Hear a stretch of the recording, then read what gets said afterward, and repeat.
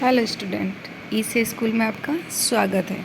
तो आज हम फिर से ले आए हैं आपके लिए कक्षा 8 अध्याय 10 कामचोर के अध्याय का अगला हिस्सा। चलिए स्टार्ट करते हैं। हम लोग कायल हो गए कि सचमुच ये सफाई का काम अपने बस की बात नहीं और न पेड़ों की देखभाल हमसे हो सकती है। कम से कम मुर्गियाँ ही बंद कर दे। बस शाम ही से जो बांस छड़ी हाथ पड़ी लेकर मुर्गियाँ हाँकने लगी। चल पर साहब, मुर्गियों को भी किसी ने हमारे विरुद्ध भड़का रखा था। ऊँट पटांग इधर उधर कूदने लगी। 2 मुर्गियाँ खीर के प्यालों से जिन पर आया चांदी के वर्क लगा रखी थी, दौड़ती फड़फड़ाती हुई निकल गई।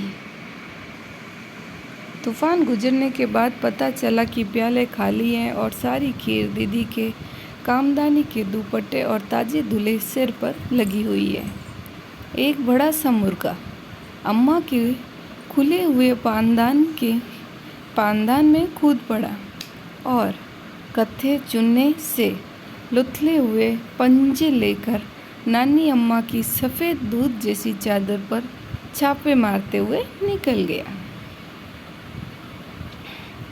एक मुर्गी दाल की पीतली में छपाक मारकर भागी और सीधी जाकर मोरी में इस तेजी से फिसली कि सारी कीचड़ मौसी जी के मुंह पर पड़ी, जो बैठी हुई हाथ मुंह धो रही थी। इधर सारी मुर्गियां बेन केन का ऊँट बनी चारों तरफ दौड़ रही थी। एक भी दलबे में जाने को राजी न थी। इधर किसी को सूझी कि जो भेड़ें आई हुई है, लगे हाथों उन्हें भी दाना खिला दिया जाए।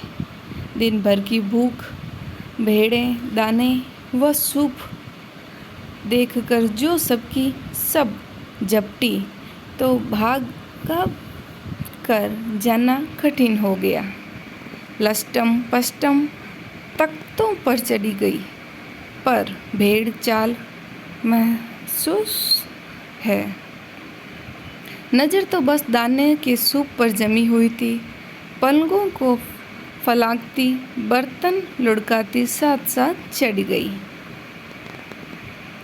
तख्त पर बानी दीदी का दुपट्टा फैला हुआ था, जिस पर गोखरी, चंपा और सलमा सितारे रखकर बड़ी दीदी मुगलानी बुआ को कुछ बता रही थी। भेड़ें बहुत निसंकोच सबको रोनती मैंगनों का छिड़काव करती हुई दौड़ गई।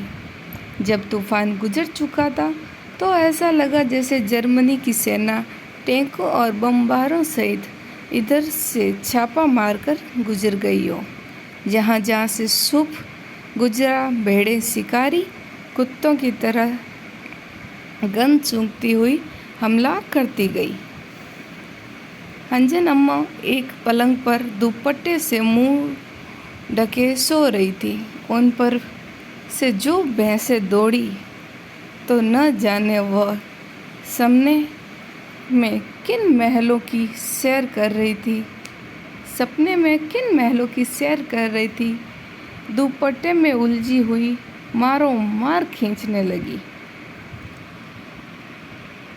मोरा खींचने लगी। इतने में भेड़ें सूप को धुलकर तरकारी वाली की टोकरी में टूट पड़ी। वह दालान में बैठी मटर की फलियां तोड़ तोड़ कर रसोइये को दे रही थी। वह अपनी तरकारी का बचाव करने के लिए सीना तान कर उठ गई।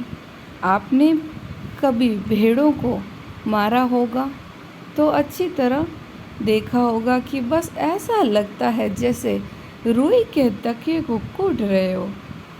भेड़ को चोट ही नहीं लगती, बिल्कुल ये समझकर कि आप उससे मजाक कर रहे हो, वह आप ही पर चढ़ बैठेगी।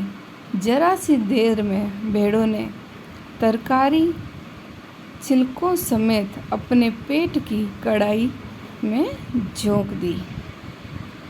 ओके फ्रेंड्स, तो ये था हमारे अध्याय 10 कामचोर का अध्याय का कुछ हिस्सा। नेक्स्ट वीडियो में आगे का अध्ययन करेंगे। Thank you for watching.